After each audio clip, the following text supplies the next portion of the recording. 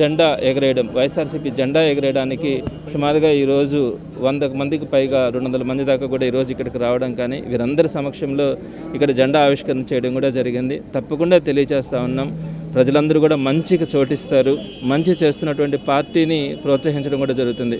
మరి ఈ 4వ డివిజన్లో ఈ చుట్టుపక్కల ఉన్నటువంటి 3-5 డివిజన్తో సహా అంటే ఈ డివిజన్స్ అన్నింటిలో కూడా రాబోయే రోజుల్లో వైఎస్ఆర్సీపీ గెలవడం కానీ ఇక్కడ ఉన్నటువంటి వైఎస్ఆర్సీపీ రేపు నిలబెట్టబోయే కార్పొరేటర్లను తప్పకుండా గెలిపించుకొని ప్రజలందరికీ కూడా అందుబాటులో ఉండేలాగా వైఎస్ఆర్సీపీ రాబోయే రోజుల్లో కూడా పనిచేస్తానని తెలియజేస్తా ఉన్నాను. ప్రత్యేకంగా ఇటువంటి కార్యక్రమాలన్నింటికీ కూడా వారికి ఎన్ని పనులున్నా కూడా ముందుకు రావడం కానీ పార్టీతో కలిసి పనిచేస్తున్నటువంటి ఇక్కడ ఉన్నటువంటి స్థానిక నాయకులకు కానీ కేడర్కి కానీ ప్రత్యేకంగా నేను అభినందనలు తెలియజేస్తా ఉన్నాను. మీరు పడ్డ శ్రమ కానీ కష్టం కానీ ఊరికే పోదని కూడా తెలియజేస్తా ఉన్నాను. రేపొద్దున వైఎస్ఆర్సీపీ అధికారంలోకి వచ్చిన తర్వాత మీ ద్వారానే ఈ ప్రజలందరికీ కూడా మంచి జరిగేటట్టుగా మిమ్మల్ని సముచితమైనటువంటి స్థానంలో ఉంచేటట్టుగా, అదేవిధంగా ఇప్పుడు ప్రతిపక్షంలో ఉన్నా కూడా మీ తరపున ఎవరికైనా కూడా ఇక్కడ ఏదైనా సమస్యలు వచ్చినా కూడా వైఎస్ఆర్సీపీ అంతా కూడా నియోజకవర్గం అంతా కూడా ముందుకొచ్చి పనిచేస్తుందని మీకు అండగా నిలబడుతుందని కూడా వారందరికీ కూడా స్పష్టంగా తెలియజేస్తారు.